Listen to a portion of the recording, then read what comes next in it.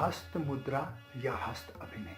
शब्दकोशों में मुद्रा के अनेक अर्थ बताए गए हैं। मुद्रा यानी पैसा, मुद्रा यानी सिक्का, और शरीर के किसी पोस्चर में खड़े हो जाने को भी मुद्रा कहा गया है। परंतु नृत्य में यह विशेष स्थान रखता है। बिना मुद्राओं के नृत्य कंप्लीट नहीं माना जाता। आचार्य नंदिकेश्वर जी ने 2 तरह की मुद्राओं का वर्णन किया है। यानी नृत्य में 2 तरह की मुद्राएं होती हैं, एक संयुक्त मुद्रा और एक असंयुक्त मुद्रा। आचार्य नंदिकेश्वर के अनुसार 32 असंयुक्त मुद्राएं और 23 संयुक्त मुद्राओं का वर्णन मिलता है। नृत्य में मुद्राओं को हस्ता अभिनय भी कहा जाता है। जो मुद्राएं एक हाथ से प्रदर्शित की जाती हैं उन्हें असंयुक्त मुद्रा कहा जाता है, तथा जो मुद्राएं दोनों हाथ से बनती हैं वो संयुक्त मुद्राएं कहलाती हैं। इन मुद्राओं को नृत्य की भाषा में वर्णमाला का रूप दिया गया है। इससे ही आप समझ सकते हैं कि मुद्राओं का कितना महत्व है।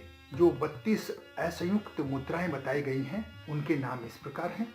असंयुक्त हस्त मुद्राएं: पताका, त्रिपताका, अर्धपताका, कर्तरीमुख, मयूर, अर्धचंद्र, अराल, शुक्रचंद्र, मुष्टि, शिखर, कपित है, कटिकामुख, सूची, चंद्रकला, पद्मकोश, सर्पशीर्ष, मृगशीर्ष, सिंहमुख, अंगुल, अल्पदम, चतुर, भ्रमर, हंसास है, हंसपक, संदेश, मुकुल, ताम्रचूड़, त्रिशूल, व्याघ्र, अर्धसूची, कटक, पल्ली।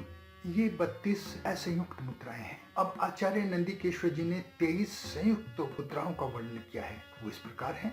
संयुक्त हस्त मुद्राएं: अंजलि, कपोट, करकट, स्वास्तिक, डोला, पुष्पुट, उत्संग, शिवलिंग, कटकावर्धन, कर्तरी स्वास्तिक, सकट, शंख, चक्र, संपुट, पाश, कीलक, मत्स्य, कूर्म, बराह, गरुण, नागबंध, खटवा और भेरुंड। आपने अच्छे से याद कर लीजिए, ये बहुत काम की चीज है। इनके बिना नृत्य नहीं है। नृत्य में सुंदरता लाने के लिए ही इन दोनों तरह की मुद्राओं का प्रयोग किया जाता है।